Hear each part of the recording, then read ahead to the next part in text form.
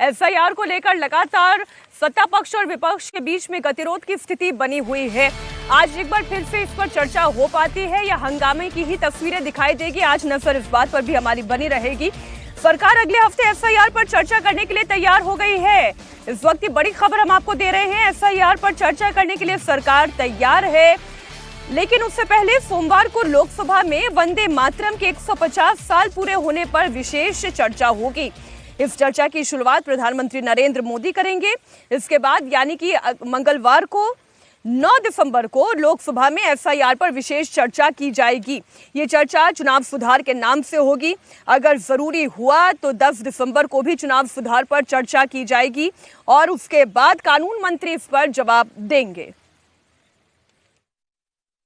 गतिरोध इस बिना मतलब से नहीं होना चाहिए। हमने पहले दिन से कहा कि सरकार किसी भी विषय पर चर्चा के लिए तैयार है, लेकिन 2 दिन जो नुकसान होने का मुख्य कारण है कि अपोजिशन पार्टी पहले दिन से एक टाइम को लेकर के दबाव डाला था। तो मैंने आज भी स्पष्टीकरण किए हैं कि हम जब डिस्कशन के लिए तैयार हो जाते हैं, फिर 1-2 दिन आगे पीछे कब होगा वो बिजनेस और सारा व्यवस्था देख करके करना पड़ता है। मंडे को लोकसभा में वंदे मातरम के 150 साल पूरे होने पर हम विशेष चर्चा करेंगे। उसके बाद ट्यूसडे को मंगलवार को लोकसभा में इलेक्शन रिफॉर्म्स को लेकर के हम दिन भर चर्चा करेंगे। 10 घंटे का टाइम तय किया गया है। अगर जरूरत पड़ेगा तो उसमें हम टाइम एक्सटेंशन करेंगे। इस पे हम एग्रीमेंट हुए हैं। अब जिस स्पेशल इंटेंसिव रिवीजन के मुद्दे पर लगातार बीते 2 दिनों से बवाल चल रहा है, उस पर चर्चा के लिए सरकार और विपक्ष के बीच में सहमति कैसे बन गई, इसके पीछे की पूरी कहानी अब हम आपके सामने रख देते हैं। आपको बता दें, संसदीय कार्य मंत्री किरण रिजिजू ने पहले सोमवार को यह कहा था कि सरकार इस मुद्दे पर चर्चा करने के लिए तैयार है। कल रिजिजू ने विपक्ष के नेताओं से बात भी की। लोकसभा के स्पीकर ओम बिरला ने फ्लोर लीडर्स के साथ 2 बार बैठक की। रिजिजू भी विपक्षी नेताओं से मिले। समाजवादी पार्टी और तृणमूल का कहना यह था कि पहले एसआईआर के मुद्दे पर चर्चा हो जाए और इसी सप्ताह ये चर्चा हो। हालांकि कई दौर की मीटिंग के बाद ये तय हो गया, बिजनेस एडवाइजरी कमेटी की बैठक में पहले वंदे मातरम पर चर्चा होगी सोमवार को और फिर अगले ही दिन मंगलवार को एसआईआर के मुद्दे पर चर्चा होगी। हालांकि नाम कुछ अलग रखा जाएगा, चुनाव सुधार इसका नाम रखा जाएगा और इस मुद्दे पर चर्चा होगी और अगर जरूरत पड़ी तो फिर 2 दिनों तक इस मुद्दे पर चर्चा होगी। बड़ी खबर एक और आपको बता दें, एसआईआर पर तो फिलहाल सरकार विपक्ष के बीच में सीज फायर हो गया है, लेकिन समाजवादी पार्टी के सांसद रामगोपाल यादव ने सरकार पर अटैक किया। रामगोपाल यादव ने कहा कि एसआईआर सत्ता में बने रहने के तिकड़म का नतीजा है। रामगोपाल यादव ने कहा कि तिकड़म से सत्ता में आए तो नेपाल बांग्लादेश में क्या हुआ, इसे याद रखना चाहिए। एसआईआर एक की आवश्यकता कोई थी नहीं। सन 52 से चुनाव चल रहे थे। हर बार चुनाव से पहले मतदाताओं के नाम पढ़ाए जाते थे, मृत मतदाताओं के नाम काटे जाते थे और किसी को कोई दिक्कत नहीं होती थी। जिसका नाम कटता था सूची जोड़ी जाती थी, जिसका नाम संशोधित होता था उसकी सूची जोड़ी जाती थी और जिसका नाम बढ़ता था उसकी सूची जोड़ी जाती थी। एक सतत प्रक्रिया थी और कोई गड़बड़ घोटाला नहीं था। 14 से पहले क्या एसआईआर हुई थी? 14 वही प्रधानमंत्री मोदी जी बने। अब उन्हें क्या दिक्कत हो गई थी जो ये सब कराना पड़ा? ये सब तिकड़े में चल रहे हैं सत्ता में बने रहने के लिए। मैंने ऑल पार्टी मीटिंग में भी कहा था कि अगर सामान्य तरीके से वोट के जरिए से कोई सत्ता में आता है तो उसका कोई विरोध नहीं करता है, लेकिन असामान्य तरीके से 3 तिकड़म से आता है तो उसका लोगों ने रिजल्ट देखा है नेपाल और बांग्लादेश में। इसलिए इतिहास से लोगों को सीखना चाहिए। आपने रामगोपाल यादव को सुन लिया।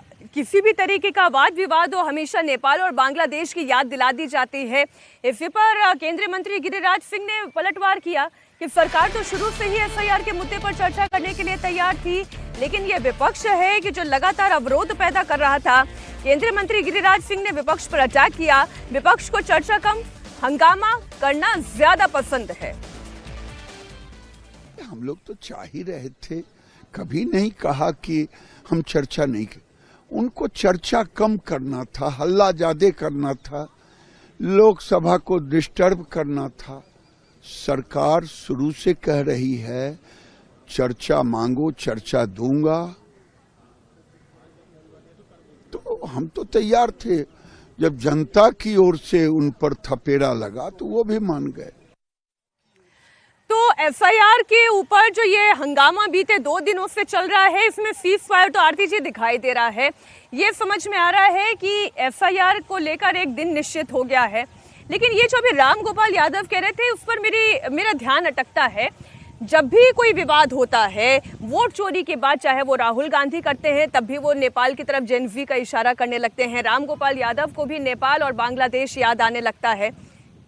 देखिए मीनाक्षी, पहले तो ये कि दोनों पक्षों की सहमति से एसआईआर पे डिबेट होगा पार्लियामेंट में, ये एक वेलकम मूव है। मुझे लगता है कि समझदारी और मैच्योरिटी दिखाई है सरकार ने भी और ऑपोजिशन ने भी, क्योंकि जिस तरह का हंगामा, जिस तरह का डिस्टर्बेंस, बिल्कुल पैरालाइज करना पार्लियामेंट को, वो गलत हो रहा था। और मैंने पहले भी कहा है कि वो देश हित में नहीं है।